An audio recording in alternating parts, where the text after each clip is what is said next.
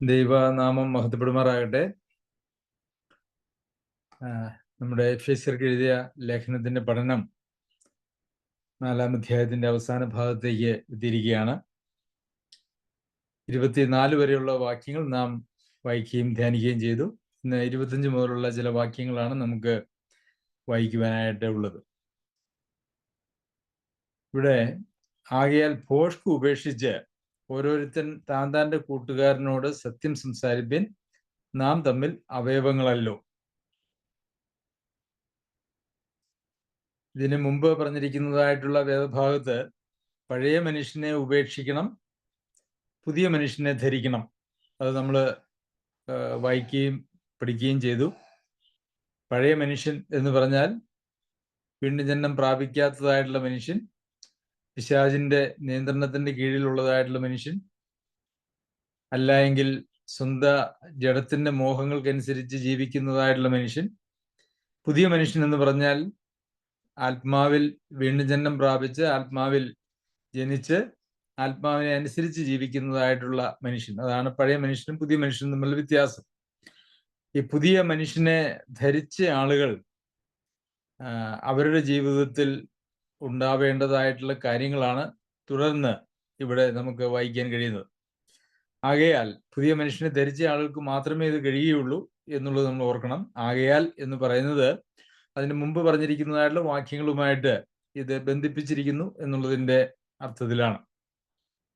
ഭോഷ്ക് ഉപേക്ഷിച്ച് ഓരോരുത്തരും താന്താന്റെ കൂട്ടുകാരനോട് സത്യം സംസാരിപ്പിൻ, നാം തമ്മിൽ അവയവങ്ങളല്ലോ. ഭോഷ്ക് ഉപേക്ഷിക്കണം. അപ്പോൾ പുതിയ മനുഷ്യന് ഉപേക്ഷിക്കേണ്ടതായിട്ടുള്ള, അതാണ് മനഃപൂർവം നമ്മൾ ചെയ്യേണ്ടതായിട്ടുള്ള കാര്യങ്ങളുണ്ട് എന്ന് ഇന്നലെ ഞാൻ പറഞ്ഞുവല്ലോ. നമ്മുടെ ഭാഗത്തു നിന്നും മനഃപൂർവമായിട്ടുള്ള, നമ്മുടെ സ്വതന്ത്ര ഇച്ഛയിൽ മനഃപൂർവമായിട്ട് നാം ചെയ്യേണ്ടതായിട്ടുള്ള കാര്യമുണ്ട്.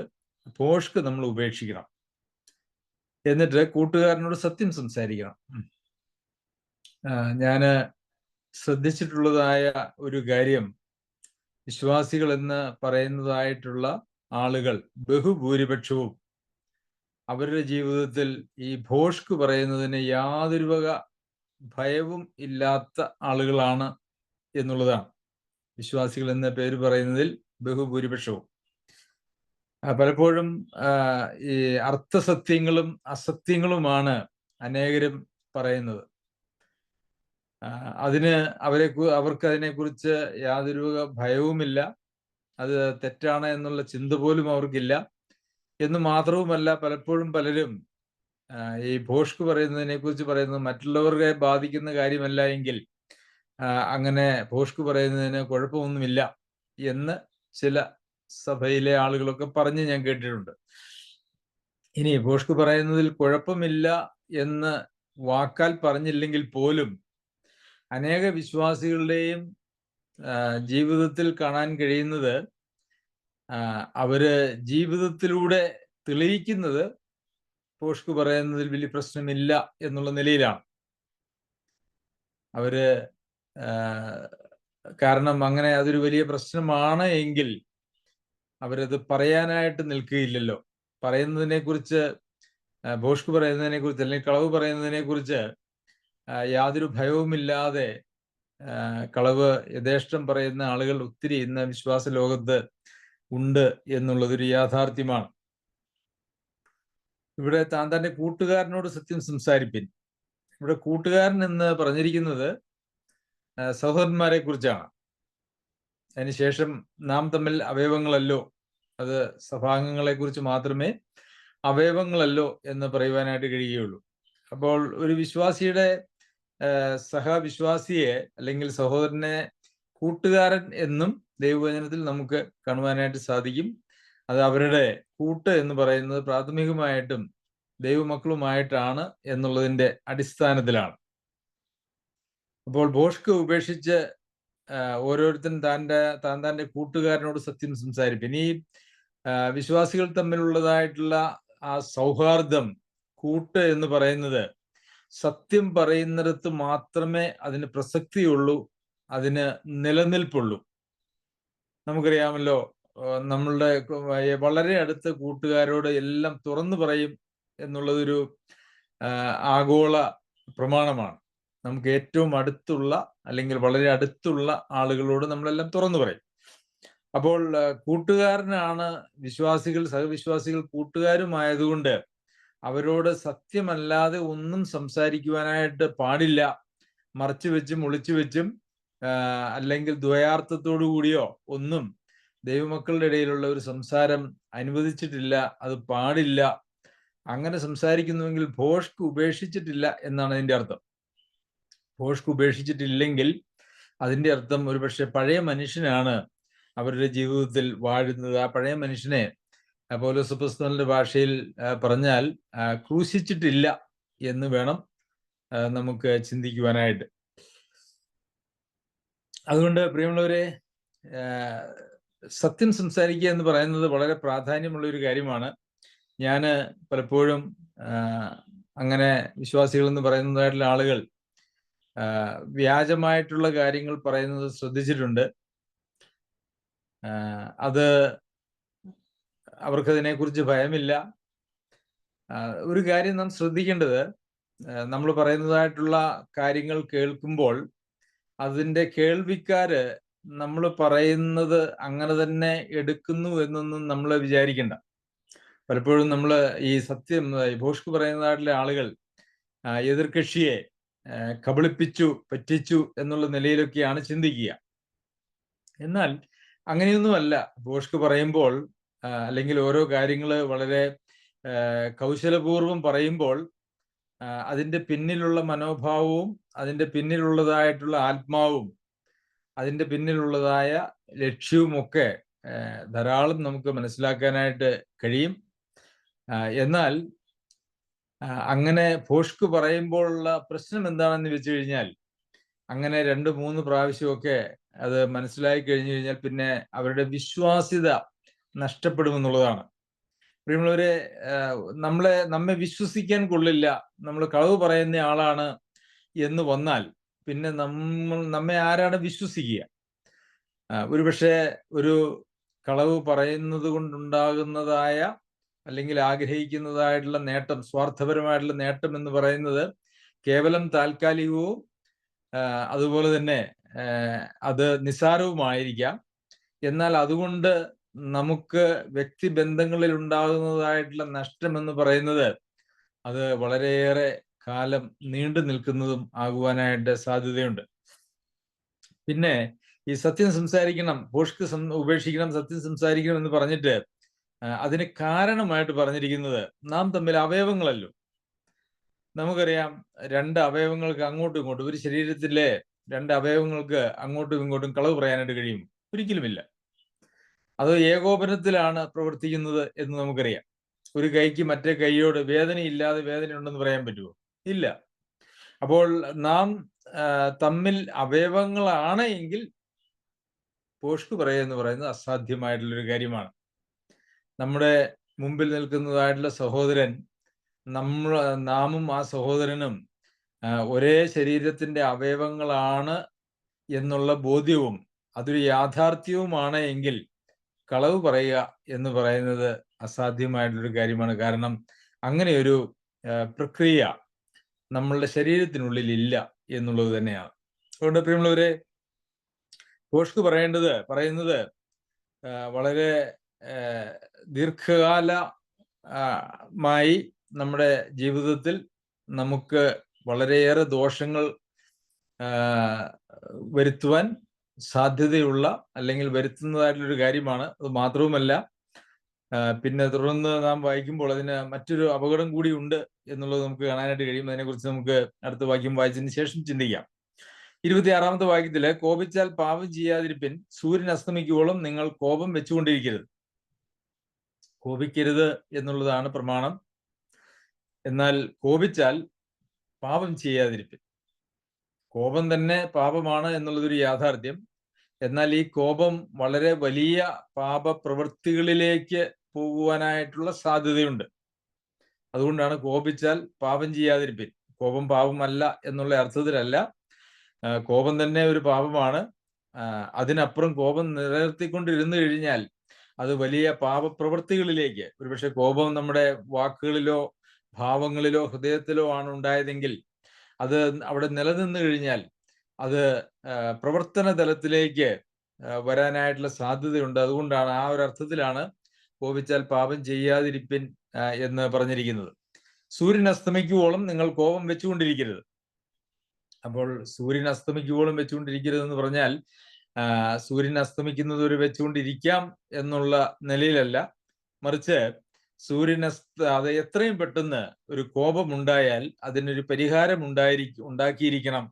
അത് അന്ന് ഉറങ്ങുവാനായിട്ട് പോകുന്നത് കോപത്തോടു കൂടി ആവരുത് എന്നുള്ളതാണ് അതിൻ്റെ പ്രമാണം എന്ന് പറയുന്നത്. മാത്രമല്ല, നമുക്കറിയാം, അകാരണമായി കോപിക്കുകയും അങ്ങനെ ബന്ധങ്ങൾ നഷ്ടപ്പെടുകയും ചെയ്തു കഴിഞ്ഞാൽ ഉറക്കം തന്നെ നമുക്ക് അങ്ങനെ കിട്ടാൻ സാധ്യതയില്ല. ഉറക്കത്തെ ബാധിക്കും, അത് നമ്മളുടെ ആരോഗ്യത്തെ ബാധിക്കും. അതുമാത്രമല്ല, രാത്രി കിടക്കുമ്പോൾ നമ്മൾ വളരെയേറെ ദോഷമായിട്ടുള്ള നിലയിൽ ആളുകളെ കുറിച്ച് ചിന്തിക്കുകയും അല്ലെങ്കിൽ എതിർകക്ഷിയെക്കുറിച്ച് ചിന്തിക്കുകയും നമ്മളുടെ പ്രാർത്ഥനാ ജീവിതത്തെയും ദൈവവുമായിട്ടുള്ള കൂട്ടായ്മയും ഒക്കെ അത് ബാധിക്കും. അതുകൊണ്ട് ഒരിക്കലും കോപിക്കാൻ പാടില്ല, കോപം വെച്ചുകൊണ്ടിരിക്കാനായിട്ടും പാടില്ല. അതിനെത്രയും പെട്ടെന്ന് ഒരു പരിഹാരം ഉണ്ടാക്കണം എന്നാണ് നമുക്കിവിടെ കാണാൻ കഴിയുന്നത്. അതിനുശേഷം പറഞ്ഞിരിക്കുന്ന 27-ാം വാക്യത്തിൽ പിശാചിന് ഇടം കൊടുക്കരുത്. അപ്പോൾ പിശാചിന് എങ്ങനെയാണ് ഇടം കൊടുക്കുവാനായിട്ട് കഴിയുന്നത്? 2 കാര്യങ്ങളാണ് ഇതിനു മുമ്പ് പറഞ്ഞിരിക്കുന്നത്. ഒന്ന്, ഭോഷ്ക് ഉപേക്ഷിക്കണം. ഭോഷ്ക് നമ്മുടെ അടുക്കൽ ഉണ്ടെങ്കിൽ, നമ്മളിൽ ഉണ്ടെങ്കിൽ, അസത്യം നമ്മുടെ അടുക്കൽ ഉണ്ടെങ്കിൽ, അതുപോലെ തന്നെ കോപിച്ചിട്ട് ആ കോപം നമ്മളിൽ നിലനിർത്തിക്കൊണ്ട് നിന്നാൽ നമ്മൾ ചെയ്യുന്നതായിട്ടുള്ള പ്രവർത്തനം എന്ന് പറയുന്നത് പിശാചിന് നമ്മുടെ ജീവിതത്തിൽ ഇടം കൊടുക്കുകയാണ്. വിശ്വാസികളെ സംബന്ധിച്ചിടത്തോളം ആളുകൾ പലപ്പോഴും പറയാറുള്ള ഒരു കാര്യം, പിശാചിന് നമ്മളുടെ മേൽ ഒരു സ്വാധീനവുമില്ല, പിശാചിന് നമ്മളെ തൊടാൻ കഴിയില്ല എന്നൊക്കെയാണ്. യഥാർത്ഥത്തിൽ അങ്ങനെ തൊടാൻ കഴിയില്ല എന്നുള്ളത് ഒരർത്ഥത്തിൽ ശരിയാണ്. കാരണം കർത്താവിനാൽ വീണ്ടെടുക്കപ്പെട്ട് കർത്താവിൻ്റെ ആത്മാവ് നമ്മളിൽ വസിക്കുമ്പോൾ നമ്മെ പിശാചിനെ തൊടാനായിട്ട് കഴിയില്ല. ദൈവം അനുവദിക്കുന്ന തലത്തിൽ മാത്രമേ ഉള്ളൂ എന്നുള്ളതൊരു യാഥാർത്ഥ്യമാണ്. എന്നാൽ ആ പിശാചിന് ഇടം കൊടുക്കുവാനായിട്ട് നമുക്ക് കഴിയും. നമ്മുടെ ജീവിതത്തിൽ പിശാചിന് ഇടം കൊടുക്കാനായിട്ട് കഴിയും.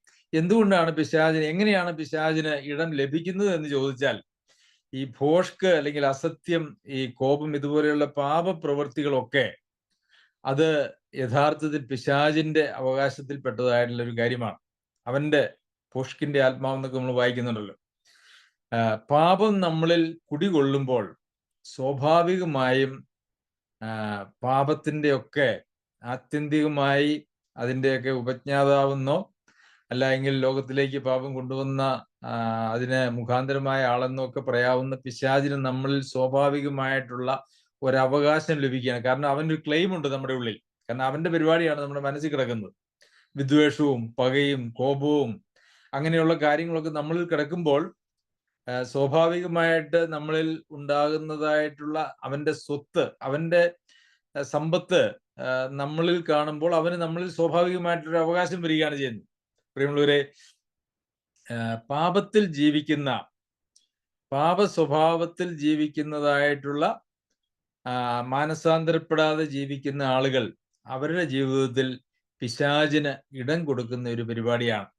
നാം ഏതെങ്കിലും പാപത്തിൽ അകപ്പെട്ടു പോയാൽ അപ്പോൾ തന്നെ മാനസാന്തരപ്പെട്ട് അതിന് പരിഹാരം ചെയ്ത് യഥാസ്ഥാനപ്പെടേണ്ടത് ആവശ്യമാണ്. അതല്ല എങ്കിൽ നാം നമ്മുടെ ജീവിതത്തിൽ പിശാചിന് ഇടം കൊടുക്കുന്നു. അങ്ങനെ പിശാചിന് ഇടം കൊടുത്ത് അത് പിന്നെ മുമ്പോട്ട് പോകുമ്പോൾ പിശാചിനാൽ പിടിക്കപ്പെടുന്ന ഒരവസ്ഥയിലേക്ക് നമ്മൾ എത്തിച്ചേരും. അതെങ്ങനെയാണ് പിശാചിനാൽ പിടിക്കപ്പെടുന്ന ഒരവസ്ഥ? പിശാച് ദൈവമക്കളെ പിടിക്കുവോ എന്ന് ചോദിച്ചാൽ പിടിക്കുമെന്ന് തന്നെയാണ് നമുക്ക് കാണാനായിട്ട് കഴിയുന്നത്. നമുക്ക് തിമോത്തിയോസിന് എഴുതിയ 2-ാം ലേഖനം അതിന്റെ 2-ാം അധ്യായത്തില് നമുക്ക് ഇങ്ങനെ വായിക്കുവാനായിട്ട് കഴിയും. വിരോധികൾക്ക് ദൈവം സത്യത്തിന്റെ പരിജ്ഞാനത്തിനായി മാനസാന്തരം നൽകുമോ എന്നും പിശാചിനാൽ പിടിപ്പെട്ട് കുടുങ്ങിയവരാകയാൽ അവർ സുബോധം പ്രാപിച്ച് അവന്റെ കെണിയിൽ നിന്ന് ഒഴിഞ്ഞ് ദൈവേഷം ചെയ്യുമോ എന്ന് വെച്ച് അവരെ സൗമ്യതയോടെ പഠിപ്പിക്കേണ്ടതുമാകുന്നു. ഇത് ഈ പാപം അവരുടെ ജീവിതത്തിൽ നിലനിർത്തി പിശാചിന് ഇടം കൊടുത്ത് അവസാനം പിശാച് അവരെ കൈവശമാക്കിയിട്ട് അവർക്ക് ദൈവേഷം ചെയ്യാൻ കഴിയാത്ത ഒരവസ്ഥയിലേക്ക് വന്ന ആളുകളെ കുറിച്ചാണ് ഇവിടെ പറഞ്ഞിരിക്കുന്നത്. അങ്ങനെ ദൈവേഷം ചെയ്യാൻ കഴിയാത്ത ഒരവസ്ഥയിലേക്ക് വരുമ്പോൾ അവരെ എന്താണ് ചെയ്യേണ്ടത് എന്നാണ് ഇവിടെ പറയുന്നത്. അതായത് ദൈവം സത്യത്തിന്റെ പരിജ്ഞാനത്തിനായി മാനസാന്തരം നൽകുമോ? ഭോഷ്ക് നിലനിർത്തി അവർ അസത്യത്തെയാണ് അവർ സ്നേഹിച്ചത്. അതുകൊണ്ട് സത്യത്തിന്റെ പരിജ്ഞാനത്തിനായി അവർക്ക് മാനസാന്തരം നൽകുമോ എന്നും, പിശാചിനാൽ പിടിപെട്ട് കുടുങ്ങിയവരാകിയാൽ അവർ സുബോധം പ്രാപിച്ച് അവന്റെ കെണിയിൽ നിന്ന് ഒഴിഞ്ഞ്, ഇപ്പോൾ പിശാചിന്റെ കെണിയിൽ അകപ്പെട്ട ഒരവസ്ഥ, പിശാചിനാൽ പിടിപ്പെട്ട് കുടുങ്ങി എന്നും അവന്റെ കെണിയിൽ നിന്ന് ഒഴിഞ്ഞ് എന്നും നമ്മൾ വായിക്കുന്നുണ്ട്. രണ്ട് പദപ്രയോഗവും അവിടെ ഉണ്ട്. അതുകൊണ്ട് വിശ്വാസികളുടെ മേൽ പിശാചിന് മാനസാന്തരപ്പെട്ട് ദൈവഭയത്തിൽ ദൈവവുമായിട്ടുള്ള കൂട്ടായ്മയിൽ വസിക്കുന്നതായിട്ടുള്ള ഒരു വ്യക്തിയിലും പിശാചിന് യാതൊരു അവകാശവുമില്ല, അധികാരവുമില്ല, തൊടാനും കഴിയുകയില്ല. എന്നാൽ പാപത്തിൽ ജീവിച്ച് ഭോഷ്കും കോപവും ക്രോധവും ശാഠ്യവും അതുപോലെ തന്നെ പാപ സ്വഭാവങ്ങളിൽ ജീവിച്ച് മാനസാന്തരപ്പെടാത്ത ഒരാളുടെ ഉള്ളിൽ പിശാചിന് അവകാശപ്പെടാനായിട്ടുള്ള എല്ലാ സ്വഭാവങ്ങളും ഉള്ളതുകൊണ്ട് അവൻ അവകാശപ്പെടുകയും അതുപോലെ തന്നെ അവൻ അവരെ കെണിയിൽപ്പെടുത്തി കുടുക്കി അങ്ങനെ നിലനിർത്തുകയും ചെയ്യും എന്ന് നമുക്ക് ഈ തിമോത്തിയോസിന് എഴുതിയ ലേഖനത്തിൽ നമുക്ക് കാണുവാനായിട്ട് സാധിക്കും. പ്രിയമുള്ളവരെ, പാപത്തോടുള്ള നമ്മളുടെ സമീപനം എന്ന് പറയുന്നത് അത് വളരെ പ്രധാനപ്പെട്ട ഒരു കാര്യമാണ്. ഞാൻ രക്ഷിക്കപ്പെട്ടതാണ്, ഇനി എനിക്കൊന്നും സംഭവിക്കുകയില്ല, ഇനിയിപ്പോൾ ഞാൻ എങ്ങനെ ജീവിച്ചാലും അതൊക്കെ യാതൊരു പ്രശ്നവുമുള്ള ഒരു കാര്യമല്ല എന്നൊക്കെ ഇന്ന് ലോകത്ത്, ക്രിസ്തീയ ലോകത്ത് ആളുകൾ ചിന്തിക്കുന്നതിൻ്റെ പിന്നാലെ ഒരിക്കലും നമുക്ക് പോകുവാനായിട്ട് യാതൊരു അവകാശവുമില്ല. പാപത്തെക്കുറിച്ചൊരു ഗൗരവമായിട്ടുള്ള മനോഭാവം തന്നെ ഇന്ന് വിശ്വാസികളുടെ ഇടയിൽ ഇല്ല എന്നുള്ളത് വളരെ സങ്കടകരമായ കാര്യമാണ്. നാം പിശാചിന് നമ്മളുടെ ഇടയിൽ, നമ്മളിൽ ഒരു അവകാശം കൊടുത്തിട്ടുണ്ടോ, അല്ലെങ്കിൽ നമുക്ക് ഇടം കൊടുത്തിട്ടുണ്ടോ?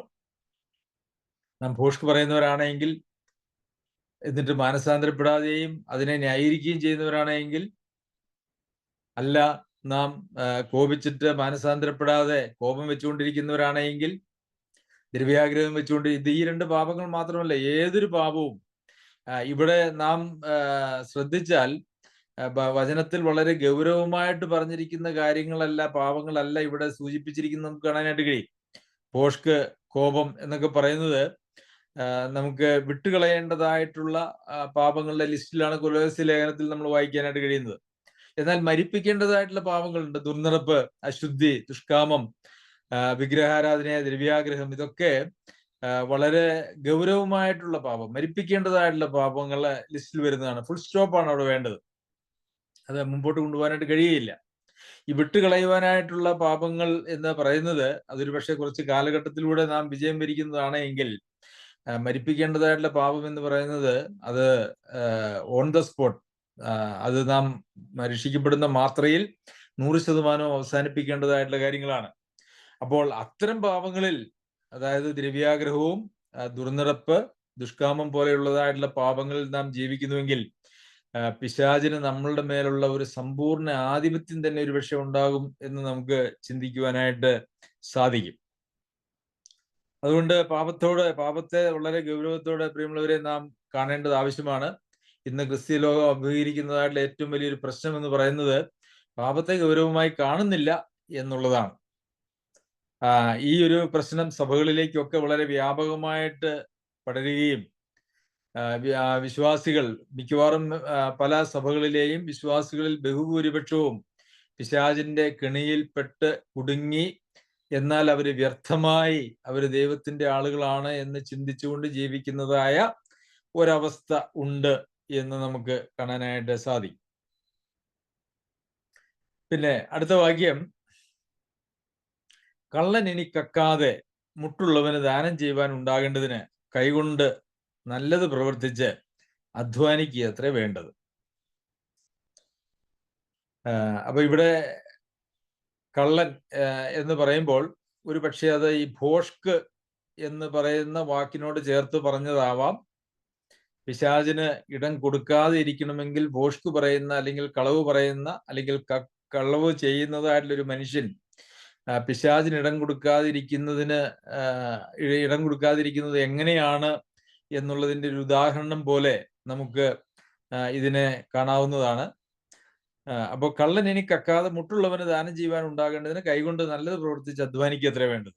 ഇവിടെ സാധാരണഗതിയിൽ ഒരു ഉപദേശം പറയേണ്ടത് ഇങ്ങനെയാണ്: കള്ളൻ ഇനി കക്കരുത്, അവൻ സ്വന്തം കൈകൊണ്ട് വേല ചെയ്ത് നല്ലത് പ്രവർത്തിച്ച് തന്നെയും തന്റെ കുടുംബത്തെയും നോക്കണം.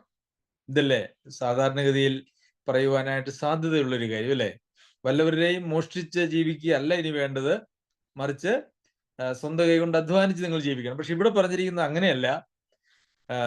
കള്ളൻ ഇനി കക്കാതെ മുട്ടുള്ളവന് ദാനം ചെയ്യുവാൻ ഉണ്ടാകേണ്ടതിന് കൈകൊണ്ട് നല്ലത് പ്രവർത്തിച്ച് അധ്വാനിക്കണം. അപ്പോൾ സ്വന്തം ജീവിതത്തെ കുറിച്ച് അവിടെ പരാമർശിച്ചിട്ടില്ല. അപ്പോൾ ഇതിൽ നിന്ന് നമുക്ക് കാണാനായിട്ട് സാധിക്കുന്നതിലൊരു കാര്യം,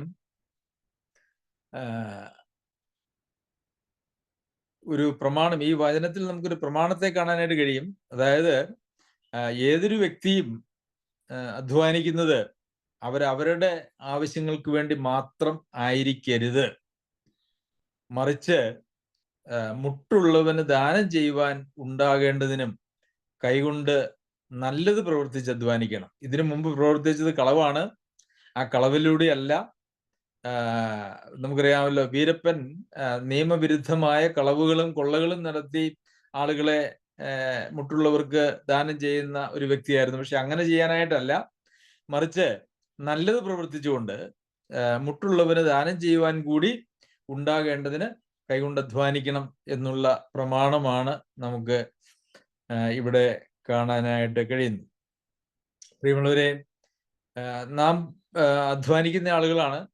അധ്വാനിക്കാത്ത ആളുകൾ ഭക്ഷണം പോലും കഴിക്കാൻ അവകാശമില്ല എന്ന് നമ്മൾ തെസ്സലോനിക്കർക്ക് എഴുതിയ ലേഖനത്തിൽ വായിക്കുന്നുണ്ട്. നാം അധ്വാനിക്കുമ്പോൾ അത് നമ്മളുടെ ആവശ്യങ്ങൾക്ക് വേണ്ടി മാത്രമാണോ നാം അധ്വാനിക്കുന്നത്, അതോ മുട്ടുള്ളവർക്ക് കൊടുക്കുവാൻ വേണ്ടി കൂടി നാം അധ്വാനിക്കാറുണ്ടോ? മുട്ടുള്ളവരെ കുറിച്ചുള്ള ഒരു കാഴ്ചപ്പാടോ അവരെ സംബന്ധിക്കുന്നതായിട്ടുള്ള ഭാരമോ, പ്രത്യേകിച്ച് സ്വന്തം സഭകളിൽ ഉള്ളതായ ആളുകളെ കുറിച്ചുള്ള ഭാരം ഉള്ള ആളുകൾ ഉണ്ടോ എന്നുള്ളത് എനിക്ക് പലപ്പോഴും ഒരു ഭയമായിട്ട് തോന്നിയിട്ടുണ്ട്. പ്രിയമുള്ളവരെ, അത് നമ്മുടെ ഒരു ഉത്തരവാദിത്വമാണ്. നമുക്ക് വേണ്ടി മാത്രം അധ്വാനിച്ച് ജീവിക്കുവാനായിട്ടല്ല ദൈവം നമ്മെ കുറിച്ച് ഉദ്ദേശിച്ചിരിക്കുന്നത്. അത് കേവലം സ്വാർത്ഥമായ, സ്വസ്നേഹമായ ഒരു ജീവിതമാണ്.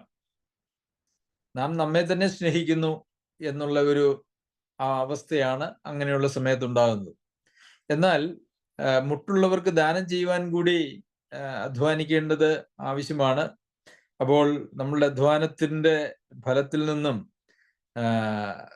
ന്യായമായ ആവശ്യങ്ങളുള്ള ആളുകൾക്ക് സഹായം ചെയ്യുവാനായിട്ടുള്ള ഒരു ഉത്തരവാദിത്വവും, അങ്ങനെ യഥാർത്ഥത്തിൽ ആവശ്യമുള്ള ആളുകൾക്ക് അത് ലഭിക്കുവാനായിട്ടുള്ള ഒരു അവകാശവുമുണ്ട് ദൈവസഭയിൽ എന്നുള്ളത് നാം ഓർക്കണം.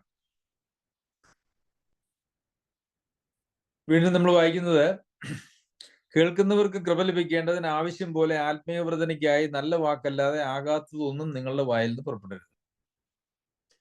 പ്രിയമുള്ളവരെ, നമ്മളുടെ വാക്കിനെ എങ്ങനെയാണ് ഉപയോഗിക്കേണ്ടത് എന്നാണ് ഈ വാക്യത്തിൽ നമുക്ക് കാണാനായിട്ട് കഴിയുന്നത്. എങ്ങനെയാണ് നമ്മുടെ വാക്കിനെ ഉപയോഗിക്കേണ്ടത്? കേൾക്കുന്നവർക്ക് കൃപ ലഭിക്കണം. കേൾക്കുന്നവർക്ക് നമ്മുടെ വാക്കുകൊണ്ട് ആത്മീകമായിട്ടുള്ള അനുഗ്രഹം അല്ലെങ്കിൽ ഉത്സാഹം അവർക്ക് ലഭിക്കണം. അതുകൊണ്ട് ആവശ്യം പോലെ ആത്മീക വർധനയ്ക്കായി നല്ല വാക്കല്ലാതെ ആകാത്തതൊന്നും നിങ്ങളുടെ വായിൽ നിന്ന് പുറപ്പെടരുത്. അപ്പൊ ആവശ്യം പോലെ നമ്മൾ സംസാരിക്കാനായിട്ട് പാടുള്ളൂ. ആവശ്യത്തിനപ്പുറം സംസാരിക്കാനായിട്ട് ആവശ്യമില്ല. എന്നാൽ കേൾക്കുന്നവർക്ക് കൃപ ലഭിക്കുന്ന വാക്കുകളാണെങ്കിൽ അത് നമുക്ക് ധാരാളം സംസാരിക്കുവാനായിട്ട് സാധിക്കും. പക്ഷെ അത് ആവശ്യം പോലെ ആത്മീക വർധനയ്ക്കായി, അതായത് കേൾക്കുന്ന ആളുകൾക്ക് കൃപ ലഭിക്കുകയും അവർക്ക് ആത്മീക വർധന ലഭിക്കുകയും ചെയ്യുന്ന നല്ല വാക്ക് മാത്രമേ നമ്മുടെ വായിൽ നിന്ന് വരുവാനായിട്ട് പാടുള്ളൂ. അല്ലാതെ ഒന്നും വായിൽ നിന്ന് പുറപ്പെടരുത്. എന്നിട്ട് പറയുക, ദൈവത്തിന്റെ പരിശുദ്ധാത്മാവിനെ ദുഃഖിപ്പിക്കരുത്, അവനാലല്ലോ നിങ്ങൾക്ക് വീണ്ടെടുപ്പ് നാളിനായി മുദ്രയിട്ടിരിക്കുന്നത്. അപ്പോൾ നമ്മുടെ വായിൽ നിന്ന് ആകാത്തത് എന്തെങ്കിലും പുറപ്പെട്ടാൽ, ഇപ്പൊ ഇവിടെ കൃപ ലഭിക്കാത്തതോ ആത്മീകമായി ആളുകളെ നിരുത്സാഹപ്പെടുത്തുന്നതോ ആയ എന്തെങ്കിലും വാക്കുകൾ നമ്മളുടെ വായിൽ നിന്നുളവായാൽ അത് ദൈവത്തിന്റെ പരിശുദ്ധാത്മാവിനെ ദുഃഖിപ്പിക്കുന്നതായിട്ടുള്ള കാര്യമാണ്. അതെന്തുകൊണ്ടാണ് ദൈവത്തിന്റെ പരിശുദ്ധാത്മാവിനെ ദുഃഖിപ്പിക്കുന്നത്? ദൈവത്തിന്റെ പരിശുദ്ധാത്മാവ് നമ്മിൽ വസിച്ചുകൊണ്ട് നാം സംസാരിക്കേണ്ടത് എങ്ങനെയാണ് എന്ന് നമുക്ക് നിർദ്ദേശങ്ങൾ തരുമ്പോൾ അതിനോട് ലംഘനം കാണിച്ച് ആ ശബ്ദത്തിന് ചെവി കൊടുക്കാതെ, പരിശുദ്ധാത്മാവിന്റെ ആലോചനയ്ക്കും ശബ്ദത്തിനും ചെവി കൊടുക്കാതെ നമ്മളുടെ ജഡത്തിൽ നിന്നുളവാകുന്നതായ വാക്കുകൾ പോകുമ്പോൾ അത് പരിശുദ്ധാത്മാവ് എന്തിനാണോ നമ്മളിൽ ഇരിക്കുന്നത് അത് യഥാർത്ഥത്തിൽ ഒരു ഫലമില്ലാതെയാകുകയാണ് ചെയ്യുന്നത്. അവനാലല്ലോ നിങ്ങൾക്ക് വീണ്ടെടുപ്പ് നാളിനായി മുദ്രയിട്ടിരിക്കുന്നത് നമ്മൾ വായിക്കുന്നു. നമ്മുടെ വീണ്ടെടുപ്പ് നാൾ വരെയും നമ്മെ നിയന്ത്രിക്കുന്നതിനും നമുക്ക് ആലോചന പറഞ്ഞു തരുന്നതിനും നമ്മളെ ഉള്ളിൽ പിതാവ് നൽകിയതായിട്ടുള്ള പരിശുദ്ധാത്മാവിന്റെ ശബ്ദം നാം കേൾക്കാതെ നമ്മളിൽ നിന്ന് തന്നെ ഉളവാകുന്നതായിട്ടുള്ള ആളുകളെ ക്ഷീണിപ്പിക്കുന്നതും ആളുകളെ ശോഷിപ്പിക്കുന്നതും അത് മോശം വാക്കുകളും ഒക്കെ നമ്മുടെ വായിൽ നിന്ന് ഉളവാകുമ്പോൾ ദൈവാത്മാവ് യഥാർത്ഥത്തിൽ നമ്മളിൽ ദുഃഖിക്കുന്നു എന്നാണ് നമുക്ക് കാണാനായിട്ട് കഴിയുന്നത്. അതുകൊണ്ട് അങ്ങനെ ദൈവാത്മാവിനെ ദുഃഖിപ്പിക്കുന്നതായിട്ടുള്ള യാതൊരു വാക്കുകളും ഉണ്ടാവാൻ പാടില്ല. നമ്മൾ ഭോഷ്ക്, നമ്മുടെ 25-ാമത്തെ വാക്യത്തിൽ ഭോഷ്ക് ഉപേക്ഷിക്കണമെന്ന് പറഞ്ഞു. ഭോഷ്ക് പരിശുദ്ധാത്മാവിനെ ദുഃഖിപ്പിക്കുന്നതാണ്. കോപം, അതിനുശേഷം കോപിച്ചിട്ട് അതിന് പ്രതിവിധി ഉണ്ടാകാതിരിക്കുന്നത് പരിശുദ്ധാത്മാവിനെ ദുഃഖിപ്പിക്കുന്നതാണ്. കളവ് എന്ന് പറയുന്നത് പരിശുദ്ധാത്മാവിനെ ദുഃഖിപ്പിക്കുന്നതാണ്. അതുപോലെ തന്നെ മോശമായിട്ടുള്ള വാക്കുകൾ, ആളുകൾക്ക് ആത്മീക വർധന വരുത്താത്തതും കേൾക്കുന്നവർക്ക് കൃപ ലഭിക്കാത്തതുമായിട്ടുള്ള വാക്കുകൾ നമ്മളിൽ നിന്നുളവാകുന്നത് പരിശുദ്ധാത്മാവിനെ ദുഃഖിപ്പിക്കുന്നതാണ്. എന്ന് വെച്ചാൽ ഫലത്തിൽ നാം നിയന്ത്രിക്കപ്പെടേണ്ടത് നമ്മുടെ ജഡത്തിനാലല്ല, മറിച്ച് നമ്മെ നിയന്ത്രിക്കുന്നതിന് വേണ്ടി ദൈവം നമ്മൾ തന്നതായിട്ടുള്ള പരിശുദ്ധാത്മാവിനാലാണ്. ആ പരിശുദ്ധാത്മാവിനെ ദുഃഖിപ്പിക്കരുത് എന്നാണ് പറയുന്നത്. അപ്പോൾ ഇങ്ങനെ ദോഷമായിട്ടുള്ള കാര്യങ്ങൾ നമ്മുടെ ഉള്ളിൽ നിന്ന് വന്നാൽ പരിശുദ്ധാത്മാവ് ദുഃഖിക്കും എന്നുള്ളത് അതിന്റെ ആദ്യത്തെ പടിയാണ് എന്ന് ഞാൻ വിചാരിക്കുന്നത്. ഇത് എൻ്റെ ഒരു വ്യാഖ്യാനമാണ്. എന്നാൽ ഇത് നമ്മുടെ ജീവിതത്തിന്റെ ഒരു ശൈലി, ഒരു ശീലമായി തീരുകയും നാം ഇങ്ങനെയുള്ള പാപത്തിനായിട്ട് നമ്മെ തന്നെ ഏൽപ്പിച്ചു കൊടുക്കുകയും ചെയ്തിട്ടുള്ള ആളുകളാണെങ്കിൽ, നാം അങ്ങനെ ജാതികളെ കുറിച്ച് പഠിച്ചപ്പോൾ നാം അങ്ങനെ അതിനെക്കുറിച്ച് നാം പഠിച്ചിട്ടുണ്ട്. ഈ അധ്യായത്തിൽ തന്നെ നമ്മൾ കാണുന്നുണ്ട്. അവിടെ ആകയാൽ അത്യാഗ്രഹത്തോടെ സകല അശുദ്ധിയും പ്രവർത്തിപ്പാൻ ദുഷ്കാമത്തിന് തങ്ങളെ തന്നെ ഏൽപ്പിച്ചിരിക്കുന്നു. അങ്ങനെ ദുഷ്കാമത്തിന് തങ്ങളെ തന്നെ ഏൽപ്പിക്കുന്ന ഒരവസ്ഥയിലേക്ക് ദൈവമക്കൾ പോയാൽ ഞാൻ വിചാരിക്കുന്നു അവിടെയാണ് പരിശുദ്ധാത്മാവിനെ കെടുത്തരുത് എന്ന് പറയുന്നതായിട്ടുള്ള ഉപദേശത്തിന്റെ പ്രസക്തി എന്ന് പറയുന്നത്.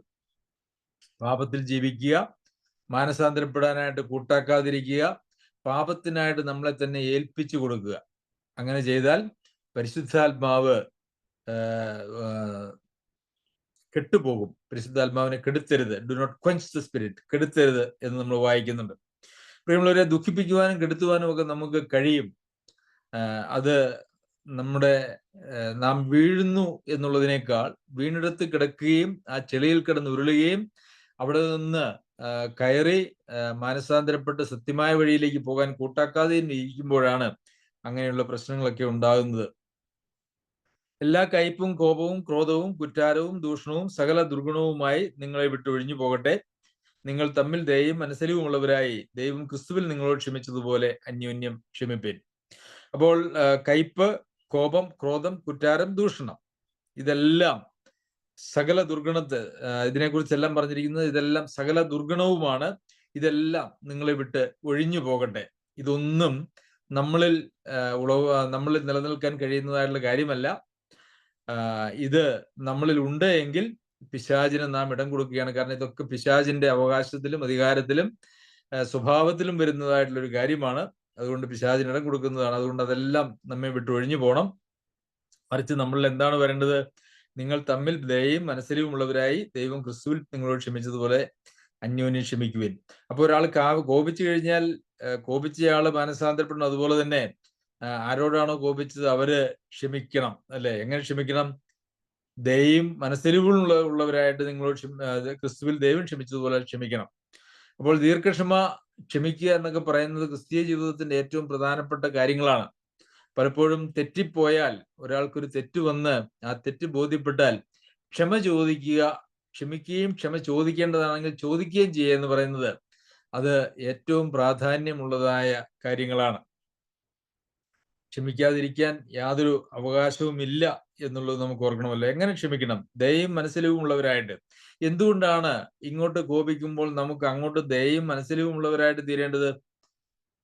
അതാണ് ദൈവാത്മാവിന്റെ ഫലം നമ്മളിൽ നിന്ന് ഉളവാകുന്നത്. എങ്ങനെയാണ്? ദയയും മനസ്സലിവും ഒക്കെ ദൈവാത്മാവ് വസിക്കുന്നതായിട്ടുള്ള ആളുകളുടെ പ്രത്യേകതയാണ്. അവരെന്തെങ്കിലും ഇനി ആരെങ്കിലും കോപിച്ചാൽ, അല്ലെങ്കിൽ ആരെങ്കിലും എന്തെങ്കിലും നമ്മളോട് ദോഷമായിട്ട് പറഞ്ഞാൽ, ആകാത്തത് എന്തെങ്കിലും പറഞ്ഞാൽ അവരോട് ക്ഷമിക്കുക എന്ന് പറയുന്നത് അത് ആത്മാവ് ഉള്ളതായിട്ടുള്ള ആളുകളുടെ പ്രത്യേകതയാണ്. അത് ചെയ്യുക എന്നുള്ളതാണ് യഥാർത്ഥത്തിൽ അങ്ങനെ അന്യോന്യം ക്ഷമിക്കുവാൻ വേണ്ടി കുറച്ച് ആളുകൾ എന്നുള്ള നിലയിലല്ല, എല്ലാവരും അന്യോന്യം ക്ഷമിക്കേണ്ടത് ആവശ്യമാണ്. ഇന്ന് എന്തെങ്കിലും തെറ്റൊക്കെ ആളുകൾക്ക് വന്നു പോയാൽ പിന്നെ അതേ ചൊല്ലി വലിയ പ്രശ്നങ്ങളും കലഹങ്ങളും, അതല്ല എങ്കിൽ സഭ വിട്ടുപോകലും, അങ്ങനെയൊക്കെയുള്ള പരിപാടികളാണ് യഥാർത്ഥത്തിൽ ഇന്ന് എല്ലാ സഭകളിലും നടക്കുന്നത് എന്ന് നമുക്ക് കാണാനായിട്ട് കഴിയും. പക്ഷേ അതൊരിക്കലും അനുവദിച്ചിട്ടുള്ളതായിട്ടുള്ളൊരു കാര്യമല്ല. സഭയിലെ ആളുകൾ 100% ആളുകളും അവർ പൂർണ്ണരല്ല, അവരിൽ പരാജയങ്ങളുണ്ട്. നാം ഉൾപ്പെടെ എല്ലാവരിലും പരാജയങ്ങളുണ്ട്. സഭയിൽ ശുശ്രൂഷ ചെയ്യുന്ന ആളുകളിലും അവരാരും പൂർണ്ണരല്ല എന്നുള്ളത് കൊണ്ട് അവരുടെ വാക്കുകളിലും പ്രവർത്തനങ്ങളിലും ഒക്കെ അപാകതകൾ വരുവാനായിട്ടുള്ള സാധ്യതയുണ്ട്. ഒരു സഭയുടെ നിലനിൽപ്പും വളർച്ചയും എന്ന് പറയുന്നത് ഈ ഒരു വാക്യത്തിന്റെ അടിസ്ഥാനത്തിൽ മാത്രമേ മുമ്പോട്ട് പോവുകയുള്ളൂ. നിങ്ങൾ തമ്മിൽ ദയയും മനസ്സലിവും ഉള്ളവരായിട്ട്. നമ്മളോട് കോപിക്കുന്ന ഒരാളോട് ദയയും മനസ്സലിവോടും കൂടി ക്ഷമിക്കുവാൻ നമുക്ക് സാധിക്കണം. അങ്ങനെ സാധിക്കുന്നതിലൂടെ മാത്രമേ ആത്മീയമായിട്ട് നമുക്ക് വളരാനും സഭയ്ക്ക് വളരുവാനായിട്ടും കഴിയുള്ളൂ. പ്രിയമുള്ളവരെ, വളരെയേറെ ആത്മീയമായിട്ടുള്ള യാഥാർത്ഥ്യങ്ങളും സത്യങ്ങളുമാണ് ഈ ലേഖനം പഠിക്കുമ്പോൾ നാം പഠിക്കുന്നത്. ഇതൊക്കെയും നമ്മുടെ ജീവിതത്തിൽ വലിയ നമ്മുടെ വിശ്വാസമായി പരിണമിച്ചിട്ട് നമ്മുടെ ജീവിതത്തിൽ വലിയ രൂപാന്തരം വരുത്തുവാൻ സർവശക്തനായ ദൈവം ഇടയാക്കട്ടെ. അവന്റെ അതിപരിശുദ്ധ നാമം വാഴ്ത്തപ്പെടുമാറാകട്ടെ.